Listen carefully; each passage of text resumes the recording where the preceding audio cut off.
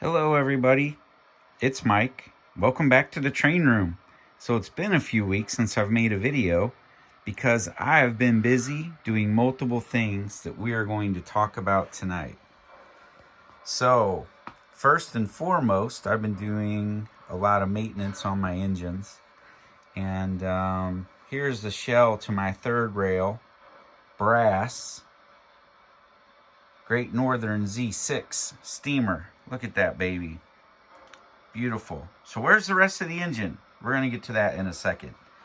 So let's talk a little bit about what I've been repairing and doing maintenance on. So I did go ahead and order, and I made a video of it, but I'm not even going to complain. Let's just say, you all know I bought the Santa Fe Sharknose AA set at York, and I was deliberating on selling them because I was like, so much bad luck with Lionel. I could probably sell these and get my money back out of them. But I went ahead and decided to find a B unit for it. And this is a Superbass B. So Train World had this on sale. So I went ahead and pulled the trigger and bought it. So Superbass, non-powered. I got it. It's in much better condition than most of my recent purchases, so I was really happy to see that. Put it on the track, programmed it, and went to run it, and smoke just trickled out of the top here, and the smokestack, and no pressure, no fan motor sound. So I was pretty bummed, because I already have a smoke unit problem with this Amtrak Lionel engine. This one blows but doesn't heat.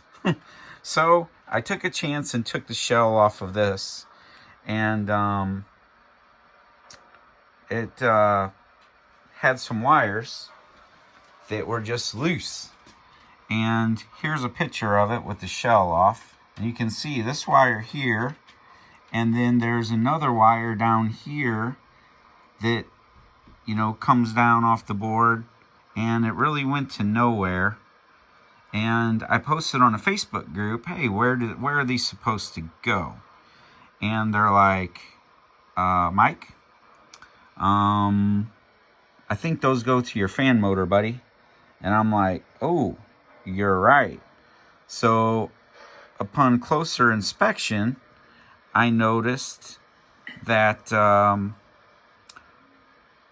both of the wires that go on the bottom of the fan motor, so they're coming off the control board here, neither one was soldered on to the motor itself. So obviously the motor didn't run.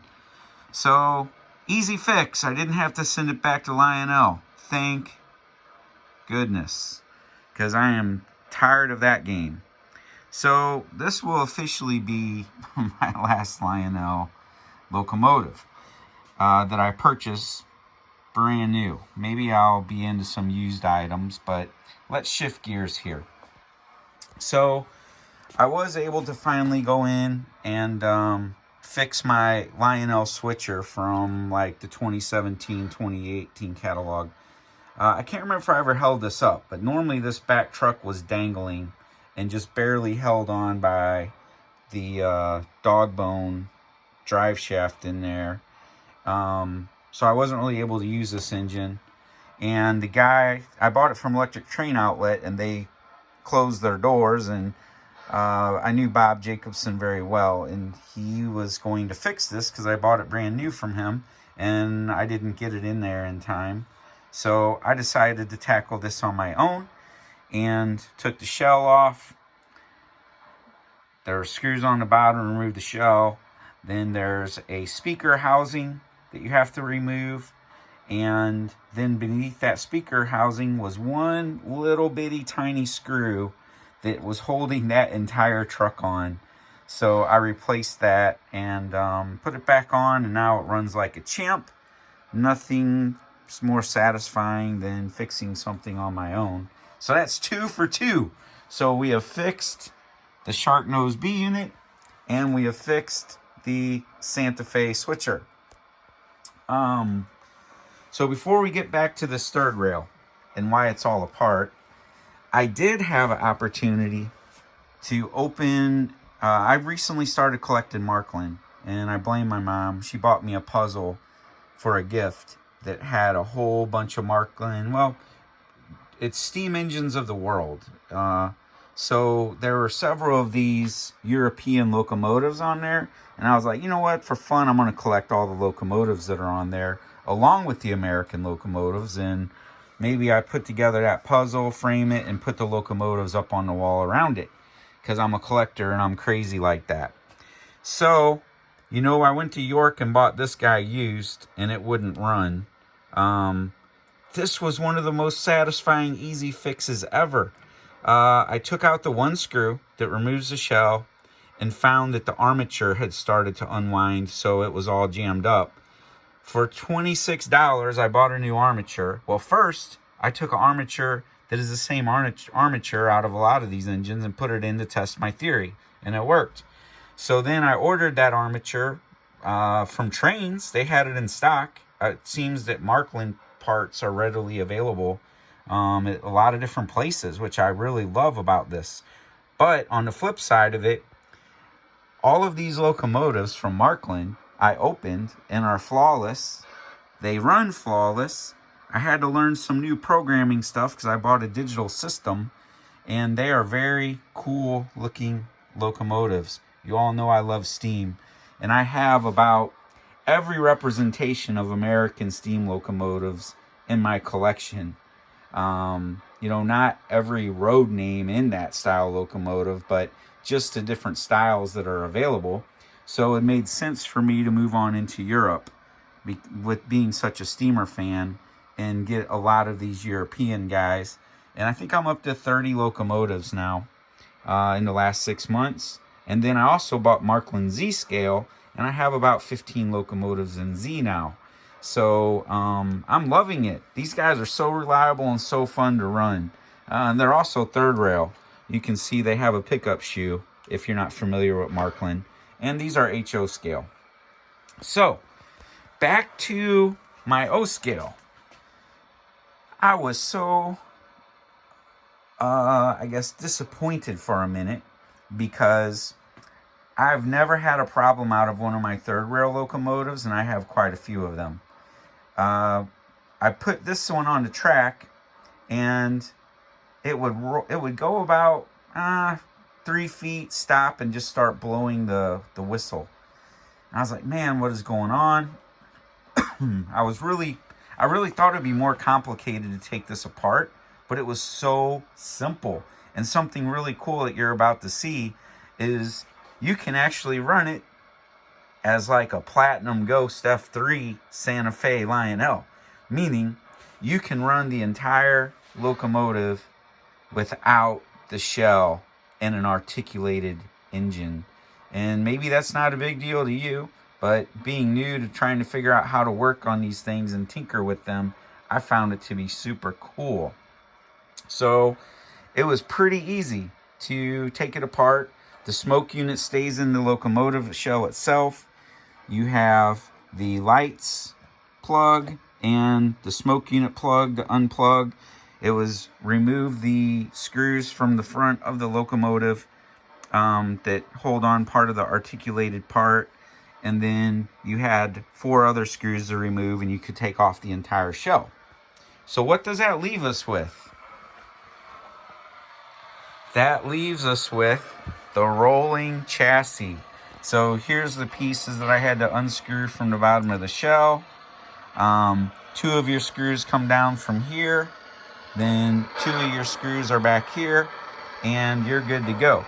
Here's the plug for the smoke unit. Here's the plug for the lights sitting there. And look at that motor. That is a big giant motor. And yes, this is belt driven. And look at the drivetrain in this. I just think this is a genius design because it's so simplified. I've had to take apart my Lionels and my MTH articulated engines just to change traction tires, and it's a freaking nightmare. So kudos to you at Third Rail for such a great design that's so easy to work on, even for a beginner. that hasn't gone to any type of training or anything on how to work on these. And I managed to get this going again. So it took me 2 nights of playing around with it. All the electronics are in the tender.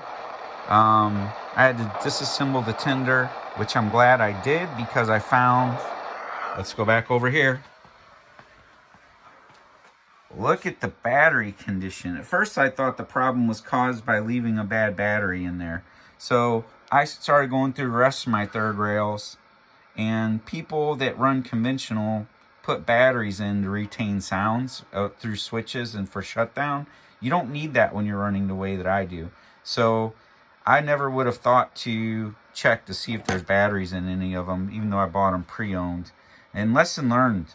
I know to check MTHs, but I didn't know to check third rails. Because you can see this battery totally like started disintegrating. 2009. Oh, and look at this. This is made in St. Louis, Missouri. Right here. And then this one was from 2008. So 2008, 2009, 2010. All those batteries are bad. And I'm lucky it didn't damage any of the boards since I've tested everything. So let's go back over here. So I thought the battery was the cause of the problem, and I thought it maybe had a short. Then I started playing around with the speed control over here. You see the red lights on? The red light is on solid now, but as the engine was running, it was vibrating and blinking. So I found this little screw on the side here and tightened it up, and now the engine seems to be working fine again. Let's go ahead and give it a run, and you can see what it looks like in motion. Turn my control back on.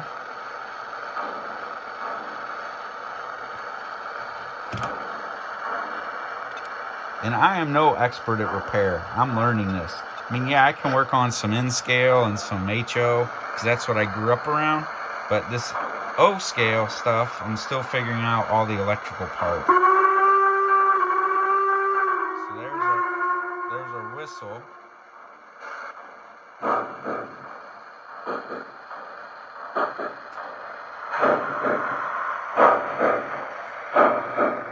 So let's check it out. There we go. Look at that. Very smooth runner. You got the belt drive. You can see the drive shafts turning.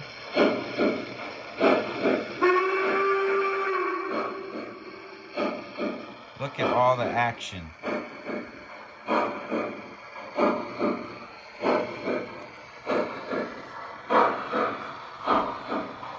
So like I said, it's like the Platinum Ghost. You can see everything running with no shell.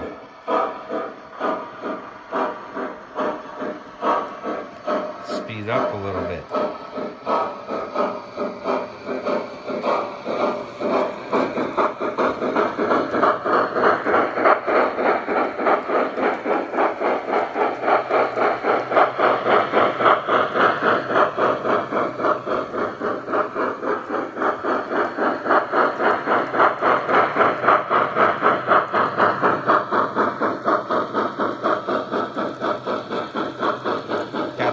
Eye view.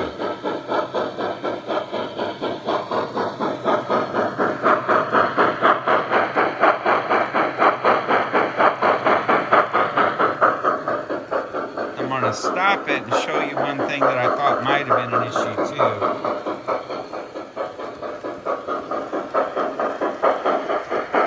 Alright, let's slow it back down. Bring it to a stop. Okay. So, you can see the spot right here on the ribbon. Each one of these sort of helps with the speed control. And this spot was like worn off, so I filled it in with a Sharpie, and it doesn't miss a beat. At first I thought that might have been the problem once I opened it up and, you know, figured out that the remote system still worked and all that, so it might not be a problem from that bad battery. So that is my update for tonight, just sharing some insights on things I've been working on. And I am, knock on wood, where's some wood? Here, got a little wood in this tie. Knock on wood, my third rail is still 100% for 100% on operation, never having an issue. And hopefully it stays that way for forever.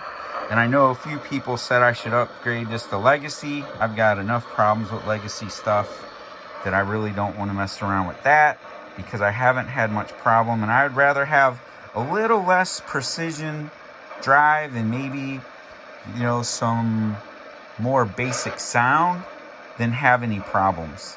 And I really don't mind it, because once the engines are running, it's not like I'm stopping and going all the time.